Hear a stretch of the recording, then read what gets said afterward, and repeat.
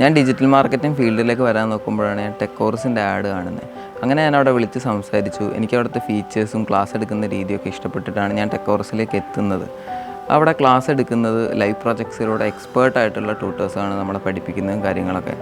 അതുമാത്രമല്ല, ഞാൻ ടെക്കോറസി പഠിച്ചു കഴിഞ്ഞ് ഏകദേശം 2 ആഴ്ച കൊണ്ട് തന്നെ ഞാൻ കൈറ്റ് മീഡിയയിൽ SEO അനാലിസ്റ്റായിട്ട് പ്ലേസ്ഡായി. കൈറ്റ് മീഡിയ കോൺസെപ്റ്റിലേക്ക് ഒരു SEO എക്സ്പെർട്ടിൻ്റെ ആവശ്യം വന്നപ്പോൾ തന്നെ സുഹൃത്തായിട്ടുള്ള റെയ്സിൻ്റെ ടെക്കോറസ് എന്ന സ്ഥാപനത്തിലേക്കാണ് ഞാൻ ആദ്യം തന്നെ ബന്ധപ്പെട്ടത്. റെയ്സ് അവിടുത്തെ സ്റ്റുഡൻ്റായിട്ടുള്ള വൈശാഖിനെ ഇങ്ങോട്ട് അയച്ചു.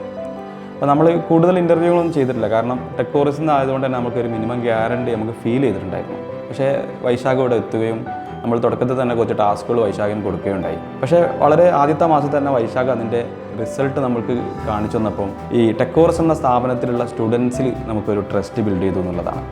ഇപ്പോഴും എനിക്ക് എന്തെങ്കിലും ഡൗട്ട് കാര്യങ്ങളുണ്ടെങ്കിൽ ഞാൻ അവിടെ വിളിച്ചു കഴിഞ്ഞാൽ എനിക്ക് പ്രോപ്പറായിട്ടുള്ള സപ്പോർട്ട് കിട്ടുന്നുണ്ട്. ഡൗട്ടും കാര്യങ്ങളൊക്കെ ക്ലിയർ ചെയ്ത് തരുന്നുണ്ട്. അതുപോലെ തന്നെ ഇപ്പോൾ ഒരുപാട് അക്കാഡമീസ് ഉണ്ടെങ്കിലും പ്ലേസ്മെൻറ്റ് സപ്പോർട്ട് എന്ന് പറയുന്ന ഒരു ഇമ്പോർട്ടൻറ്റ് ഫാക്ടറാണ്. അത് ടെക്കോറസ് നല്ല രീതിക്ക് പ്രൊവൈഡ് ചെയ്യുന്നുണ്ട്.